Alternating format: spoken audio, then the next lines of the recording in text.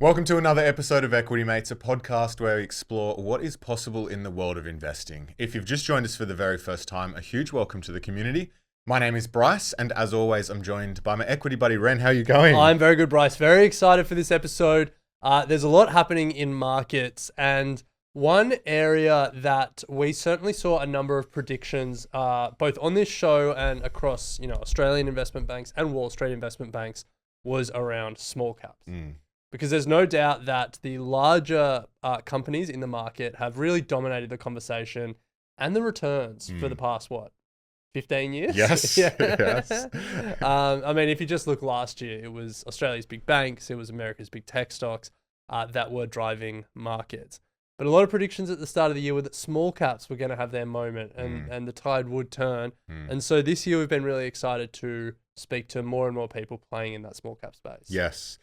So today we are joined by Julia Lee from FTSE Russell and Billy Leung from Global X ETFs to discuss, the global benchmark when it comes to small caps, and that is the Russell 2000, the 2000 companies that fall below the Russell 1000. Yeah, it's a bit confusing, but it shows just how US-centric our investing minds are that you've called it the global benchmark, and it's full of US stocks. Yeah, all US. Yeah. But it is really the global small cap benchmark. Yes, yeah. So similar to, some of the indexes that people will be more familiar with are the S&P 500 and the ASX 200. The Russell 2000 is, I guess, the 1,001 to 3,000 or thereabouts largest stocks in the US. Yeah. So we're going to ask Julia why now when it comes to small caps, why the Russell 2000 index is the way to go. And then Billy will close out today's discussion, talking us through how Australians are using the Russell 2000 ETF in their portfolios and how we should be considering it as part of ours. So big episode. Now, before we get into it, one question that I'm excited to speak to Julia about is the argument for small cap indexes, because it's certainly something we've spoken about on the podcast before, and you get mixed views. But one view that we hear is when it comes to emerging markets and small caps, that's where active managers can, I guess, really separate themselves. And there's arguments around small cap indexes, that the best companies start there and they grow quickly in there, but then they grow out of there. Yeah. And so I'm really interested to see Julia's thoughts on that phenomenon. Yes, phenomenon. Nice.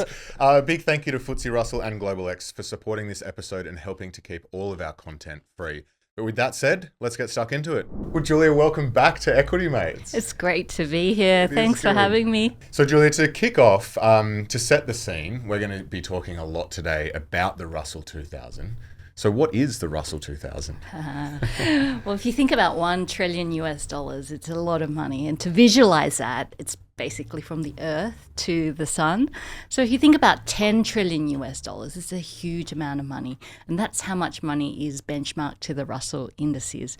Now, the Russell 2000 in particular is special because there are certain indexes which are considered benchmarks. And when we talk about US small caps, we're usually talking about the Russell 2000. So when you talk about, US small caps being up or down, this is the Russell 2000, concentrating on the smaller end of the market. Interesting. And just in terms of definitionally, like where does the Russell 2000 small caps, where's the cutoff for it? Yeah, if you think of it like Lego blocks and you're building a Lego set and the Russell 3000 is the Lego set. There's the Russell 1000, which is one set on its own, and they're the biggest 1000 stocks. The next 2000 stocks is the Russell 2000. That's why it's a small end. And together, the whole block is the Russell 3000 index. So it is like a modular component in terms of the indexes, but you're getting the 2000 smaller end of the market. Together, the Russell 3000 represents about 98% of the US stock market. Wow. Yeah. And so the large cap index and small cap index have moved somewhat differently over time. And I think it's fair to say the 2010s was the era of large caps, particularly 7 large caps. But is there a suggestion that we might be indicating a bit of a paradigm shift, and we might be entering a bit of a small cap era? I think as an investor, you're always looking for an edge in the market. So whether you're an investor or a trader, you're looking for that edge that gives you that extra profitability or extra returns. And what if I was to tell you that there are these edges in the market? They're very well known, they're well-known effects, and they've been documented over time. So these edges in the market, we usually call them factors. Now, factors are widely accepted and widely known things in the market that give investors an edge over a very, very long horizon. So you're probably curious what these factors are. Yes. We all like to make money. Drum roll. So these factors are things like momentum, quality. You're looking at things like low volatility, size, and that's of course where the Russell 2000 fits in. The Russell 2000 fits into the small size effect, and I'm a bit of a market nerd, so this is great academic paper if you want to look it up, from Farmer in French in 1992, and it was called The Common Risk Factors in the Returns of Stocks and Bonds. And the reason why this academic paper was so important is because it demonstrated that US small caps had that size effect, so outperformed over a long horizon compared to US large caps. So it set the evidence for this size effect. So we like to say things like, the large cap stocks generate headlines, but small caps have won the long distance race. Having said that, when we're talking about a long horizon, we're talking about decades. And if you're looking at less than a decade, then these style factors that we spoke about can go up and down. So they are quite cyclical in nature, which means they come into style and they go out of style. So when we talk about, large caps or quality having outperformed, those ups and downs are quite usual. And then usually you see, another factor maybe coming into style. So what has it been about the last within the last decade that has led to it underperforming, the 1000? I think there's been one key factor, and that's the Magnificent Seven. So these are stocks like Alphabet, Amazon, Apple, Microsoft, Meta, Nvidia, as well as Tesla. And it now makes up around about 30% of the US stock market. Not only have these companies generated headlines, but they've grown quite rapidly. And that means that large caps or quality has outperformed. Having said that, we've seen periods of outperformance like this for large caps before. And if we can go back into the past, back in the 1960s, 1970s, there was a group of stocks called the Nifty 50. So they were the 50 largest companies on the US stock market, very well-known names like Xerox, IBM, Coca-Cola, and we saw massive outperformance during 1969 to about 1972, double-digit returns. Everyone was saying they were so safe, you can't go wrong, safe as houses, and they did really well until the bear market of 1973 to 1974, and then continued to underperform throughout the 80s as well. And I think that really demonstrates that these edges in the market, they give you an edge, or they've been demonstrated to give you an edge over a very long horizon. But with shorter horizons, they can be quite cyclical. So investors can sort of try and use that volatility to their advantage. One thing with small caps is that they're more geared to the economic cycle. And with our new leadership in the US, there's been talk of recession and the like. So how do you think about where we are in the economic cycle, and how does that factor into the case for or against small caps? I know investors get sometimes quite scared about especially markets going down, but it's this up and down cycle, and it's this volatility that gives us the bigger returns from the share market compared to cash or fixed income. So really, as an investor, I like to embrace that volatility. And for me, embracing that volatility is just understanding that cycle. Most things in life moves in cycles, and the great thing about markets is that it moves in cycles as well.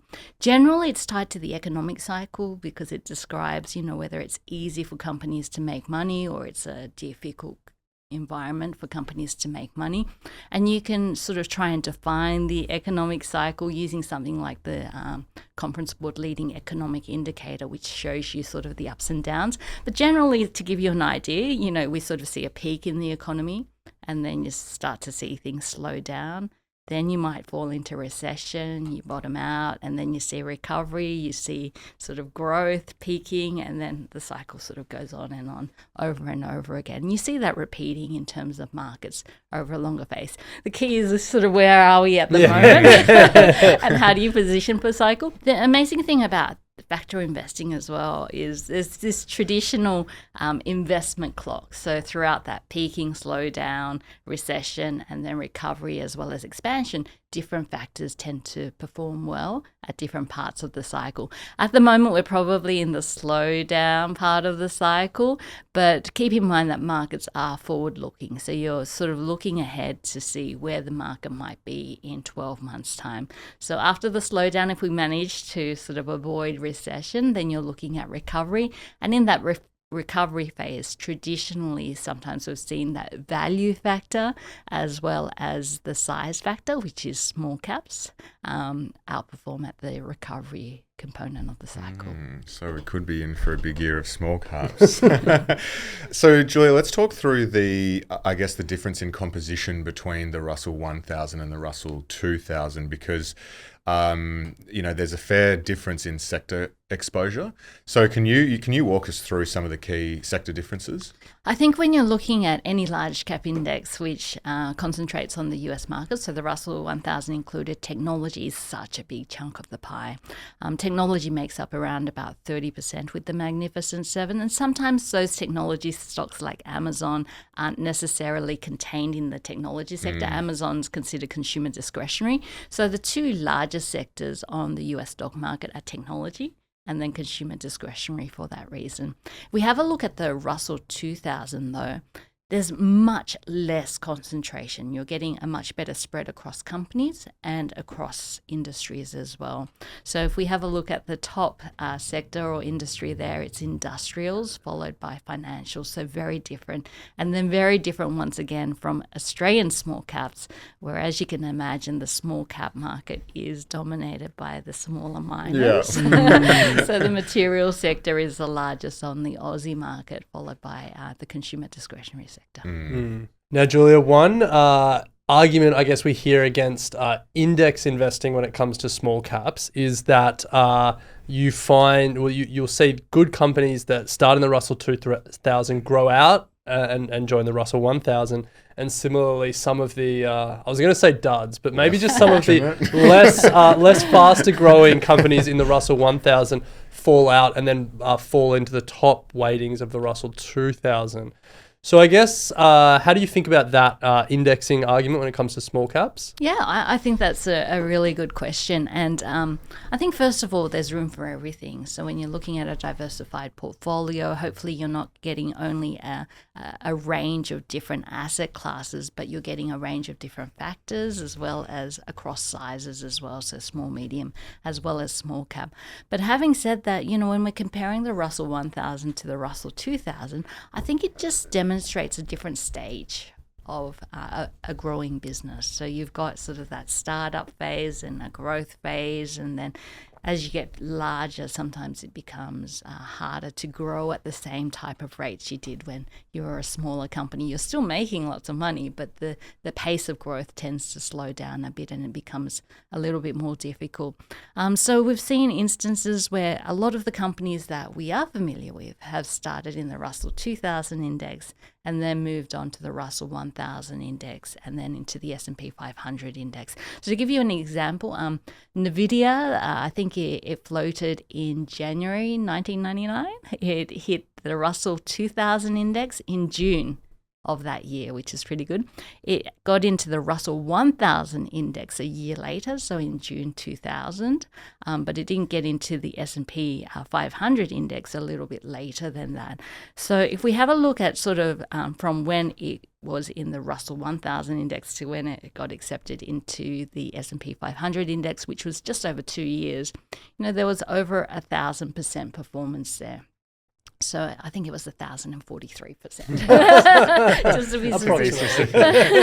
But there are a few examples of that. I mean, Netflix, from the time it got into the Russell 1000 index to the S&P 500 index, it was just over 8 years, and it was about 2,400% Domino's, it was 15 years, just over 15 years, and it was 5,300%. Harley Davidson, it was a huge 13 years, but it was 10,000%, just over 10,000%. And it doesn't say that, it's great to go into small caps, because it does tend to be higher risk, and it's just a different part of the life cycle of a company. And those more aggressive rates of growth do tend to be at the smaller end. It's not always the case. And then as you get larger, yes, you're making a whole heap of money, but the pace of growth does tend to slow a little bit. Well, one of the, I guess, concerns from many investors at the moment is the valuation of the Mag 7 and those sort of top S&P 500 companies, or particularly the tech. Does that flow through to the Russell 2000, or how does the overall, I guess, valuation differ? Yeah, I mean, when I look at longer term investing, I like to look at valuations, because when I mentioned those edges, we had momentum, quality, size, low volatility. One other edge is value. So you can go back and look at some academic papers which show that value thread as well. So valuation can be quite important on that very, very long type of horizon. And when we look at valuations, we know that valuations for large caps are stretched, whether you look at it on a historical basis or just compared to other types of investments out there. For smaller cap indices at the moment, the Russell 2000, not only do you get less concentration, which means that you're less vulnerable to influences like DeepSeek and just disruptions in the market, because you've got a lot more diversification, but also from a valuation perspective. Not only is it low value at the moment compared to comparative investments like large caps or even quite compared to mid caps, but from a historical standpoint as well, it's looking like low value. Having said that, I don't know when you're watching this. Yes. We're in the year 2025 at the moment, and those valuations are also quite cyclical as well. But personally, when I look at investing, I like to look at valuations, and when things get relatively cheap, well, they start to look interesting to me from that value factor effect coming into force.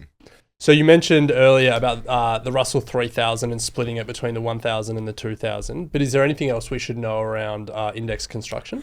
If you're a bit of a nerd in terms of index construction, there's a little bit of a buffer zone of 2.5% in between the Russell 1000 and 2000, and that's just to reduce turnover and the costs of jumping in and out of either index. So as you can imagine, on that borderline, there's a lot that goes in and out. Course. So there is a 2.5% buffer, but we look at sort of rebalancing of those indexes on a semi-annual basis now.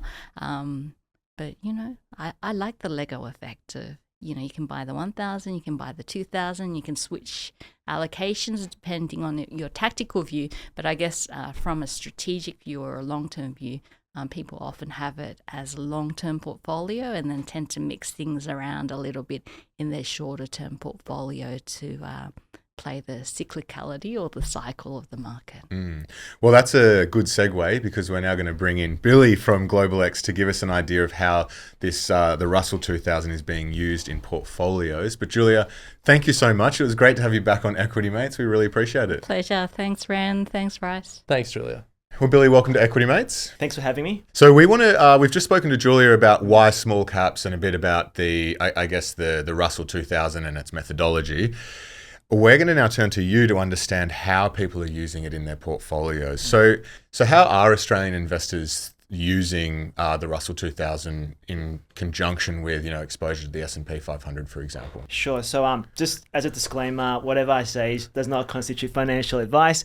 But how I look at Russell 2000 in the potential portfolio from an Australian perspective is, I think Julia's gone through a lot of reasons, is one of the key cornerstones is the industry exposure, the sector exposure. And we've gone through how S&P 500 is very tilted towards this IT and also financials, which constitutes about 50% or half of the weight.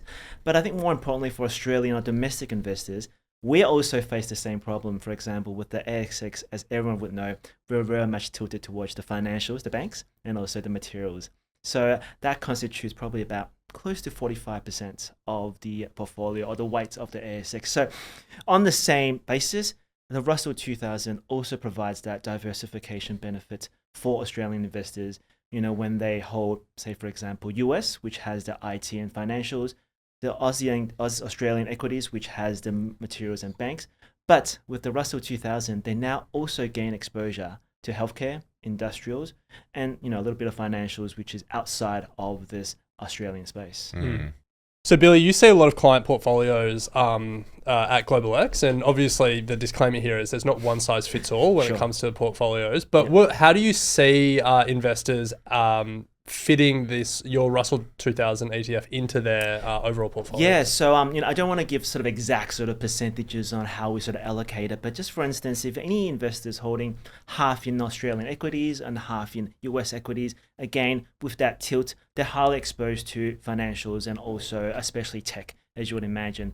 But even with a minor adjustment to their portfolio, even adding 5 to 10%, of Russell 2000 into that portfolio, that considerably drags it down. And like I mentioned, that would significantly increase or diversify their top 5 exposures to, for example, financials, healthcare, industrials, and also tech as well. So I think even that small tilt could help diversify that top 5 exposure of any investor that's being in US and Australia. So for Aussies here sitting thinking, should I be getting exposure to Russell 2000 or Aussie small caps? How does the Russell 2000 compare in terms of performance to the Aussies? Yeah, that's a good question. And if you look at it from a long-term perspective, and I think Julia mentioned, this is a long-term game. If you take even a 30-year time frame, the Russell 2000 has outperformed the Australian small caps roughly on an annualized basis. We're looking at Russell 2000 doing about 11% per annum on a 30-year basis compared to about 7% that the smaller names in Australian has done. Even looking at a closer perspective, if you look at, since, let's say, COVID, since the COVID, the Russell 2000 on an annualized basis, we're still looking at about 9% return. Whereas if you look at the Australian small caps, it's about 4%. So, we do see that sort of strength on the longer term and even on a shorter term basis. And I think one of the key reasons that, we've discussed is the exposure and also that sort of cyclicality and also the geographic as well. So you look at the Australian small caps, and I think Julia mentioned this as well, a large amount is consumer discretionary and materials, which is very much aligned to even global factors. But if you look at the Russell 2000, again, there's also that resilience because of that US exposure that may have provided that outperformance. So when you think about the use case of this ETF, like how are you seeing Australian investors use the Russell 2000 ETF? Is it like a longer term like core exposure, or is it more like satellite and tactical? So my view would be it's a bit of both, and I think it depends on the timing and your aim of your portfolio. So I think, in terms of sectoral exposure, there's a very good case that everyone should have a Russell 2000 somewhere in their portfolio, whether it's a underweight or overweight. So that gives that diversification in terms of geographics and also in sectorial as well. And going back to your question, there is also that tactical tilt. And I think we've discussed this a little bit before, and that's because small caps, Russell 2000 or US focused companies, they tend to have a cyclicality, especially with growth phases. That's one. Number two is they tend to perform when there's strong US pro-growth policies or taxation or deregulation. So at these times, there's a tactical tilt. And I think one that we've been getting a lot of questions on with investors is, do these small caps perform during, for example, lower interest rate environments or declining interest rate environments? And, this is probably more relevant to our recent trend where, we are seeing the US going through a declining interest rates.